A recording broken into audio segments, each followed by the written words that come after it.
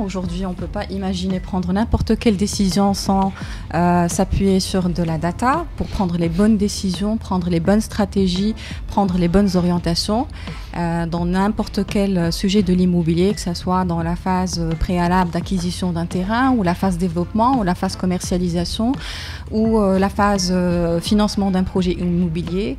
Effectivement, la data aujourd'hui est une donnée primordiale qui doit être présente dans n'importe quelle prise de décision liée à la chaîne de l'immobilier, effectivement. Moi, je trouve que la data, ça devient impératif, ça devient indispensable, essentiel. On ne peut plus travailler sans data, on ne peut plus évoluer sans data. Je voulais d'abord rebondir sur ce que disait Madame Fatma Zahra. Au fait, c'est vrai qu'on a beaucoup de data, mais à chaque profil, on doit présenter la data selon ses besoins. Le promoteur immobilier n'a pas besoin de la même data que l'agent immobilier. Donc il faut filtrer.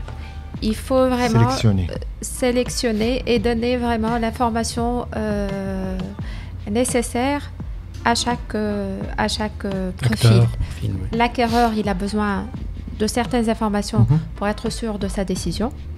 L'agent immobilier ou l'agence immobilière, elle a besoin d'autres informations pour réaliser les transactions parce qu'on a eu l'expérience, c'est une expérience tunisienne? L'expérience tunisienne, on a analysé parce que avant de commencer d'intégrer la data, il faut tout d'abord commencer par analyser sa data interne. Ça, c'est le point de départ pour moi. C'est analyser sa data interne. Et on a fait ça pour quelques agences immobilières en Tunisie. Et on a trouvé vraiment qu'on a eu même une agence qui a des mandats exclusifs. Concrétiser, et elle n'a pas pu concrétiser 80% de ses mandats. Pourquoi? C'est pour des raisons d'estimation et d'évaluation. Et pour évaluer et estimer, il faut de la data. C'est nous. Ça, c'est vous. D'accord. Ça, c'est moi aussi. Eh ben, c'est le rôle de l'expert aujourd'hui, finalement, de faire ce travail pour dire quelle est la bonne data à utiliser, quand est-ce qu'on peut l'utiliser et quelle est la data qu'on cherche. C'est pour cela qu'il faut toujours être épaulé par les experts dans le domaine pour un meilleur accompagnement. Je prendrai l'exemple de mener une opération de promotion immobilière. Avant, il suffisait juste d'avoir un terrain pour faire une opération, pour construire un immeuble ou n'importe quel projet immobilier. Aujourd'hui, il est sujet d'analyser d'analyser la viabilité de ce projet. Et cette analyse ne peut passer qu'à travers l'analyse de la data, la collecte de la data et l'interprétation de la data pour réussir finalement cette opération. Pour les agences immobilières, on est en train de travailler pour simplifier la phase d'estimation et de négociation. Parce que le client final, l'acquéreur et le vendeur, l'acquéreur, il a toujours il a toujours l'impression qu'il achète au prix fort. Et le vendeur, il a toujours tendance à sacrifier son bien. Là, il faut un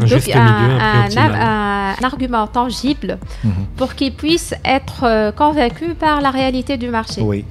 Ce qui n'était pas jusque-là avant l'avènement de la data.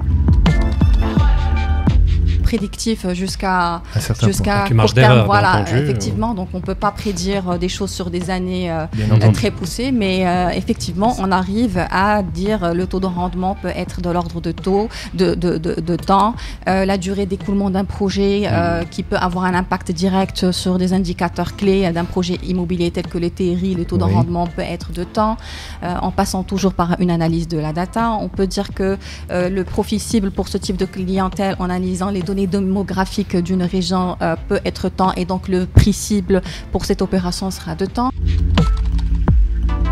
Marché local, il n'est pas totalement mature. On peut trouver des prix, je dis n'importe quoi, 10 000 dirhams, mais juste à côté, un quartier, des prix à 15 000 dirhams. L'homogénéisation de l'ensemble des données peuvent conduire à des résultats qui ne sont pas très probants.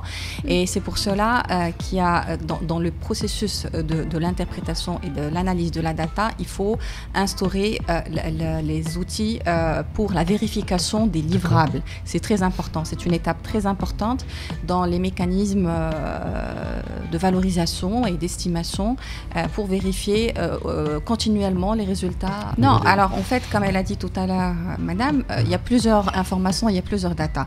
Là, quand vous parlez qu'il n'arrive pas à vendre, peut-être qu'il a proposé le juste prix, mais que l'offre dépasse la demande. Et ça aussi, c'est une étude à entamer au préalable et qui doit se baser sur la data.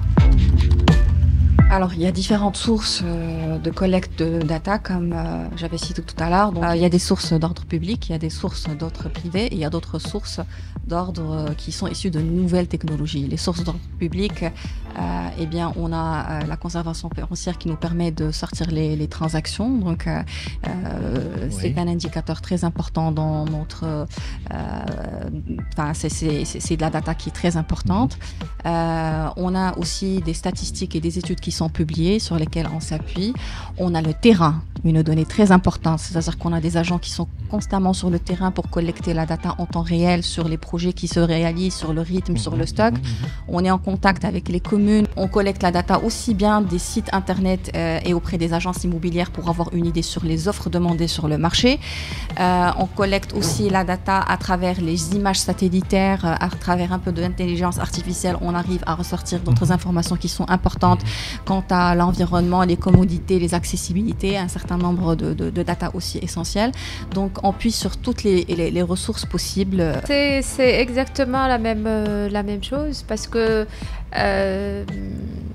c'est toujours c'est la granularité. Elle parlait tout à l'heure de est-ce que vous avez dit tout à l'heure que la data n'est pas... Est-ce que c'est vraiment... On peut se fier vraiment à la data. Ça doit être validé sur le terrain. Voilà. Ça doit être toujours validé sur le terrain. Il faut vraiment travailler sur la granularité, mais il y a des quartiers, pour en arriver, on doit passer par un quartier populaire. Donc là, la data, elle doit être vraiment prise avec des pincettes et vraiment très bien choisir la granularité pour avoir une information vraiment pertinente et exacte.